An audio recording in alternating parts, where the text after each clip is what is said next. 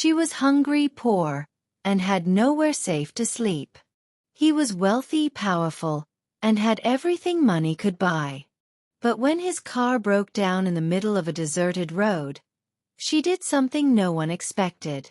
How could one simple act of kindness from a poor girl change the life of a rich man forever? Sit back and discover the story that will touch your heart. It was a quiet evening in Abuja. The sky dimmed slowly as the road emptied. Joshua, a young billionaire, was driving home from a long business meeting. His thoughts were heavy, and all he wanted was to reach home and rest. Then, suddenly, the car made a strange noise. He frowned, turned off the air conditioner, but the engine stalled. He tried again. Nothing. He stepped out, glanced around. No houses, no passing cars. Just the stillness of the evening and the rustle of wind through trees. He opened the bonnet, though he wasn't sure what he was looking for. His mechanic's number wouldn't connect, and for almost 20 minutes, he stood there sweating and frustrated. Then he saw her. A girl walking slowly on the opposite side of the road. She looked about 26. Her clothes were torn in places, her slippers worn thin. A small bag hung from her shoulder. She looked tired and hungry but walked with quiet strength. Joshua narrowed his eyes. "Who walks here at this hour?" he muttered. That girl was Stella. She had no home and no family in Abuja. She'd been sleeping behind a small shop in a wooden shed. Still, she noticed the man by the car and stopped. She saw the open bonnet and his anxious face. He kept pressing his car key, staring into the engine. She paused, took a deep breath, and crossed over. "Good evening, sir," she said softly. Joshua stared at her, too surprised to respond. "Do you need help?" she asked. Instead of answering, he asked, "What's your name? And what do you know about engines?" Stella smiled slightly. "Sir, I think you're judging a book by its cover." Her words struck him. He blinked, took a step back, and looked at her again. Worn-out clothes, tired eyes, but confidence in her voice. He sighed and said, "I was on my way back from a meeting when the car just stopped. No smoke, no warning, just silence." She nodded. "I understand.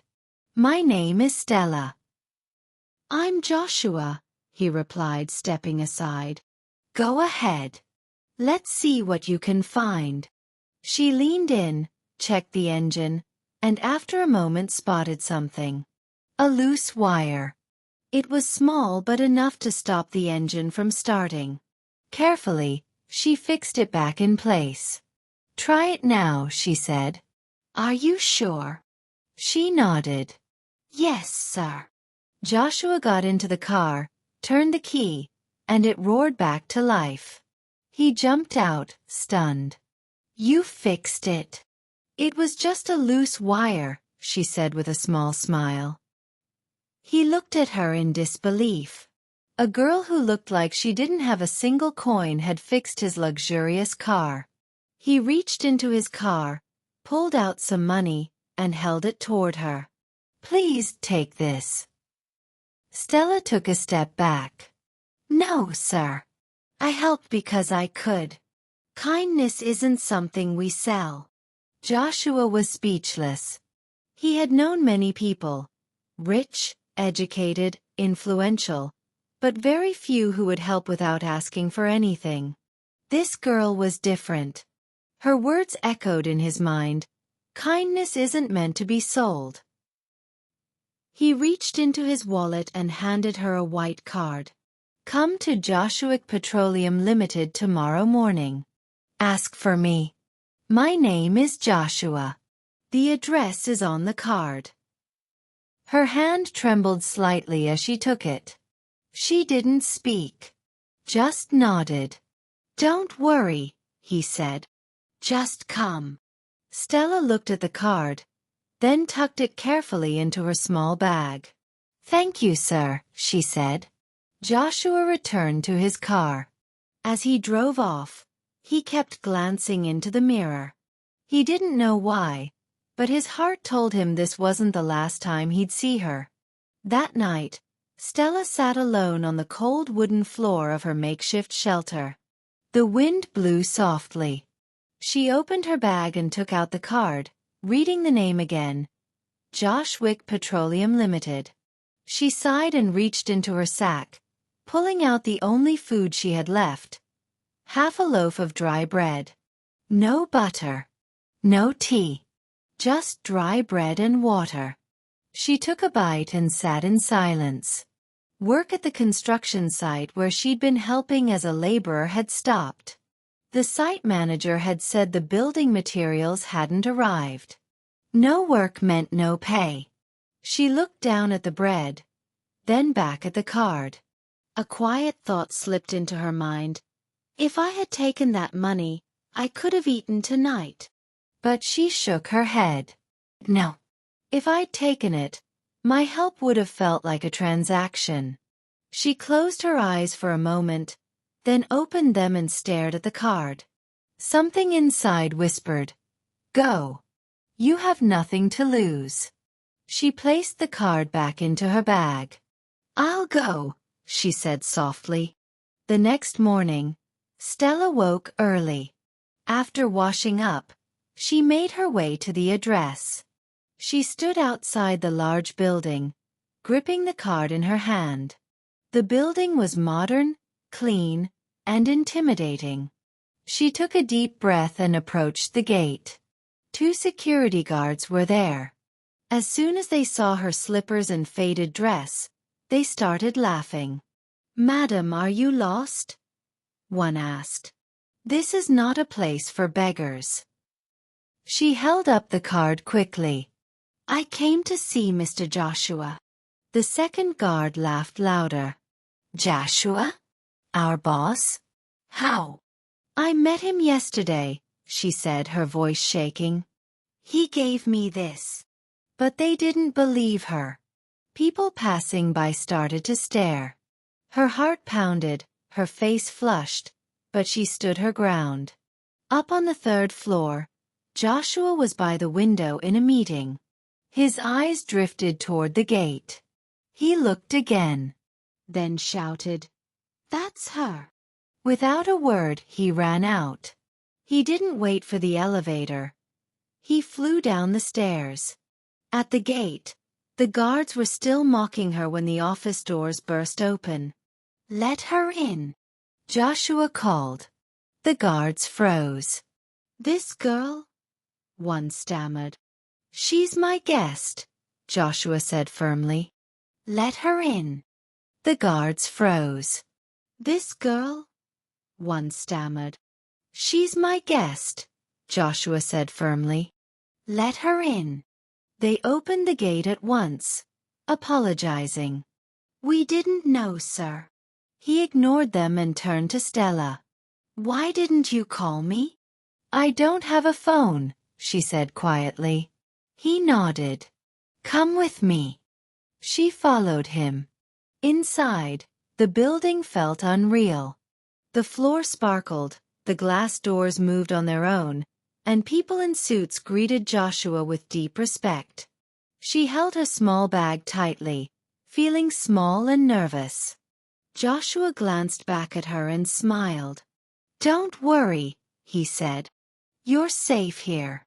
Inside his office, he asked her to sit. She did, slowly, her eyes taking in the bright, clean room. "How are you feeling?" he asked gently. "I'm fine, sir," she said. "Tell me about yourself. Your family. Where do you live?" She looked down. "I have no family. I grew up in an orphanage. When I turned 18, I had to leave. Since then, I've just been trying to survive." Joshua's face grew serious. "That must be hard." She nodded. "Did you attend any school after the orphanage?" She shook her head. No, sir. I finished secondary school, but there was no money to continue. I had to work to feed myself. Joshua sat quietly for a moment, fingers gently tapping the table. Then he looked at her with calm focus. Stella, he said slowly, I want to help you, but not just by giving you money. I want to help your future. She blinked, surprised. I'll get you a private tutor, he continued. Someone who can prepare you for the exams you need to enter university. Stella opened her mouth, but nothing came out. And also, he added, you can start working here at our company garage. Just cleaning. Nothing stressful. You'll get paid monthly, and I'll arrange for you to stay in the staff quarters. No more sleeping on the streets. Her lips trembled. Sir. Thank you, sir. Joshua gave her a warm smile. You deserve a better life, Stella. This is just the beginning. From that moment, her life took a new turn. Every morning, she arrived early to clean the garage. She arranged tools, kept the floor spotless, and took her new role seriously. Her tutor came regularly, and Stella listened with full attention. She asked questions, took notes, and studied with quiet determination. She worked hard and prayed harder, determined to rewrite her story. One particularly hot afternoon, the garage echoed with laughter. James, a staff member, had a flat tire and didn't know what to do. Where's the jack? He shouted. It's over there, someone replied, pointing vaguely. Stella walked over calmly. I can help, she offered. James raised an eyebrow. You sure? She nodded. Yes, I know how. She picked up the tools and got to work. She knelt beside the tire, loosened the bolts, lifted the car with a jack, and replaced the tire quickly. She moved with ease, like someone who had done it many times. Within 10 minutes, the job was done. Unbeknownst to her, Joshua had walked into the garage and had been watching from the doorway. As she stood up, wiping her hands, he stepped forward. Stella, he said. She turned around quickly. Sir. He looked at the tire, then back at her. Where did you learn how to do that? She smiled a little. I used to help a friend. He was a mechanic before he returned to his village. Joshua chuckled softly. You just keep surprising me. She looked down, shyly. But something was changing inside him. It wasn't just admiration. It was something warmer. Something deeper. From then on, Joshua began observing her more closely. He noticed how she always cleaned up before others arrived, how she never complained, how she treated everyone kindly, even those who looked down on her. When there was no task, Stella would sit in a quiet corner with a book in her lap, tracing each word with her finger as she read. She helped others, even when it wasn't her job. But what touched Joshua most was her spirit. She didn't gossip. She didn't seek attention. She didn't fight back when insulted. She just smiled and walked away. One morning, Joshua stood at his office window, watching her sweep near the generator. She didn't know he was looking. How can someone go through so much, he whispered to himself, and still have such a kind heart? That day, he made a quiet decision. Later that week, on a Friday afternoon, he called his driver. Tell Stella to meet me at the front of the building. I want her to come with me for lunch. The driver blinked. Stella? From the garage. Yes. Go now. 5 minutes later, Stella stood outside, wiping her hands nervously. Sir, you sent for me? She asked. Joshua smiled. Yes. I'm going for lunch. Come with me. She looked stunned. Me? Lunch. He nodded. Just lunch. Don't be afraid.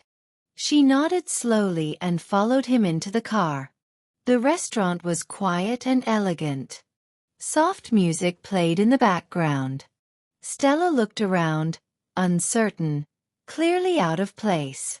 When the food arrived, she stared at the knife and fork.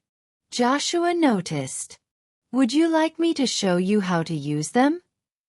She looked down, embarrassed. I don't really know how. That's okay, he said kindly, smiling. Let me show you. He gently guided her hand, showing her how to hold the utensils. She laughed nervously. I feel like a child. No, he said. You're just learning. And that's something to be proud of. They ate quietly at first, then talked about her lessons. My teacher says I'm improving, Stella said. I'm really trying. I can see that, Joshua replied. You're doing well. They spoke about her dreams, the orphanage, her struggles, and her hopes. There was no pressure, just honest conversation. But between the laughter and words, something real was growing. And though neither of them said it out loud, they both felt it. But trouble was brewing. At the office, whispers began to spread. Some staff pointed at Stella, laughing behind her back. Why's the boss always smiling at her? Did you see him walk into the garage again today? What's so special about her? Stella heard them, but she didn't reply. She just kept doing her work. But someone wasn't just whispering. She was furious. Victoria, Joshua's personal assistant, watched everything. She had been working with him for 2 years, always well-dressed, always polite, always hoping he'd notice her. But he never did. Now this girl, this poor uneducated garage cleaner, was the one he was paying attention to. And it made her blood boil. One evening, when Joshua was in his office alone, Victoria walked in. Sir, can I speak with you? She asked sweetly. Joshua looked up. Yes, Victoria? She sat slowly, crossing her legs. It's about Stella. He raised his head. What about her? Victoria leaned forward slightly. Please don't be upset, sir, but you need to be careful. These street girls, they know how to act sweet. They pretend to be kind, but their eyes are always on money. Joshua's eyes narrowed. She's using you, Victoria said in a low voice. Girls like that always come with a plan. There was silence in the room. Joshua leaned back, still staring at her. Then with a quiet tone he said, Thank you, Victoria. You may go now. She stood slowly. Yes, sir. As she walked out, a small smile crept onto her face. But what she didn't realize was that Joshua hadn't believed a single word. That evening, Joshua sat with 3 of his longtime business partners in a private lounge. These men were like family to him. They had supported him from the beginning. After discussing a new deal, one of them cleared his throat. Joshua, he began, can we talk like elders now? Joshua nodded. Of course. We've been hearing talk about a girl, another one added. Joshua raised a brow slightly. A cleaner at your company, the first continued. People say you're always around her. Joshua offered a polite smile but didn't respond. We know you, the third man said. You've built something great, and your name carries weight. But stories like this, if they spread, can damage everything. Another added, you know how fast tongues wag in this country. It's not fair, but that's how it is. Joshua folded his arms calmly. I understand. Stella is someone I'm helping. She has no family, no education, no support system. One of them nodded. Help her, yes. But from a distance. Don't let sympathy turn into scandal. I hear you, Joshua replied. And I'll handle it. They moved on to other matters, but Joshua's thoughts drifted. As they spoke, his eyes remained on the table. Why does the world always judge what it doesn't understand? He wondered. He knew the risks, but he also knew his feelings were real. Stella had heard the whispers too. She saw the way people stared.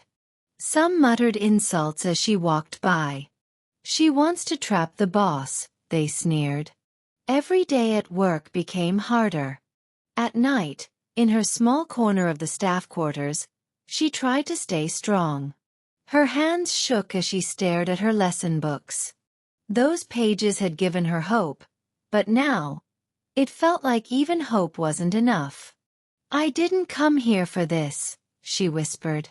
She had no parents, no real friends, no safe place to call home.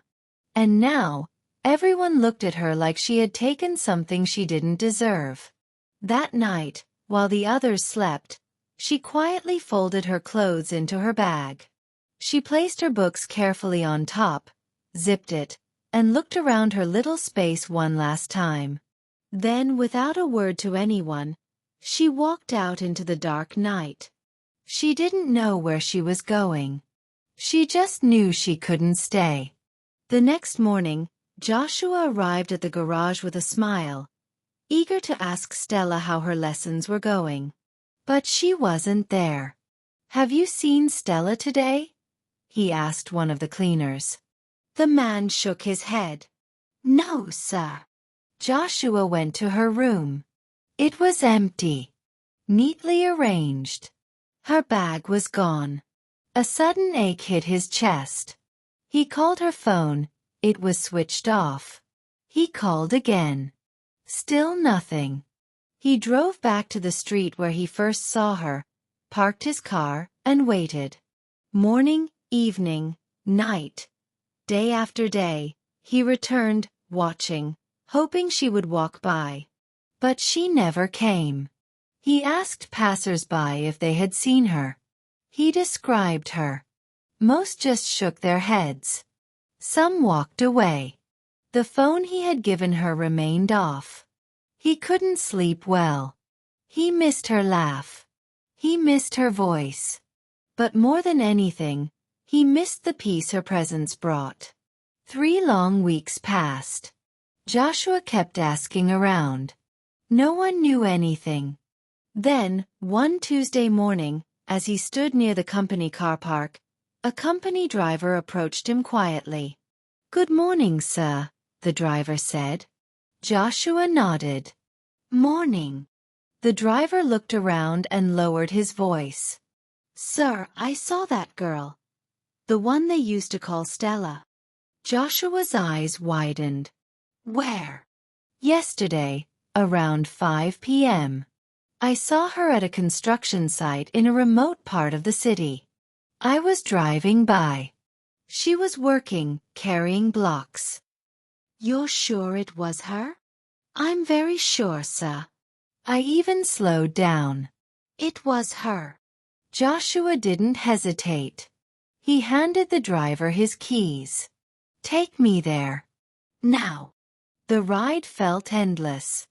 Joshua barely spoke, staring out the window, his hands clenched in his lap. When they arrived, the sound of hammering and shouting filled the air. Workers moved about quickly, lifting blocks, mixing cement. And then he saw her. Stella. She wore a worn-out t-shirt and a long skirt. A heavy cement block sat on her head. She walked slowly across the site. Joshua stood frozen, watching every step she took. Her body looked thinner. Her face was tired. But her eyes, still full of strength. His chest tightened. I gave her an escape, he thought. But when it brought pain, she walked away. And now, she's here, carrying blocks like a laborer. He blinked away tears. Then he stepped forward. Stella, he called. She turned. Her hands shook. She gently lowered the block from her head, wiped her face with her dusty sleeve and whispered, "How did you find me?" Joshua stepped closer. "I left that part of the city on purpose," she said. "I didn't want to bring you more shame. I don't belong in your world." He took her hand gently. "You don't belong on the streets either. You belong in my life." Before she could say more, he pulled her into a hug. Right there, dust, sweat, and all, he held her tightly. The workers paused. One of them whispered, "Isn't that Stella?" Another said, "How does she know this man?" Joshua didn't care. He looked at her and said, "Get in the car." Joshua, please, Stella. Just get in." She looked at him for a moment, then nodded and followed him. They drove to a boutique where he picked out dresses, shoes, and a new bag for her. She was speechless. Then he said, "There's one more place I want to show you." They arrived at a beautiful short-let apartment. Bright, peaceful, fully furnished. His sister Anita, who managed the building, came out smiling. "She'll stay here," Joshua said. Anita handed Stella the key. Inside, Stella looked around in disbelief. A soft bed. A small kitchen. The smell of fresh linen. "Joshua, this is too much," she whispered. "You're not going back to the company," he said gently. "You've worked enough. I'll help you start a business. Something you can manage while you're in school." She covered her mouth with her hand, tears rolling down her cheeks. From that moment, Stella knew this time, she wasn't running. 1 year later, she stood at the gates of the university with a proud smile. She wore a white shirt and jeans, her student ID in her bag. She had just finished a practical class in mechanical engineering. Joshua pulled up like he always did. "Hey," he smiled, opening the door. "Good afternoon, Joshua," she beamed. "How was class?" "We did engine repairs. I fixed one myself." "I knew you had it in you," he said proudly. She looked at him. "Thank you. For everything. For seeing me. For believing." Joshua shook his head gently. "I didn't help you out of pity. I saw strength in you that day in the garage." They drove in silence for a while. Then Joshua pulled over near the beach. He turned to her.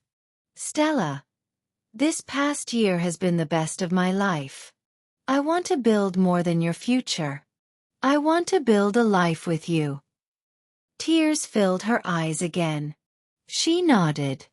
"Yes, Joshua. I want that too." The sun dipped behind them. The waves moved gently. From pain to purpose. From the streets to school. Stella had found a new life, filled with hope, love, and peace. Dear friend, this story reminds us, never judge anyone by where you meet them. That girl on the street today might be the leader tomorrow. And sometimes, all someone needs is a little kindness, a chance, and someone to believe. Tell me, what did this story teach you? I'd love to hear your thoughts in the comments. Your words might inspire someone else too. And please, don't forget to subscribe and turn on notifications. Another powerful story is coming very soon. If this one touched your heart, kindly hit the like button and share it with someone you care about. Thank you so much for watching. I truly appreciate you.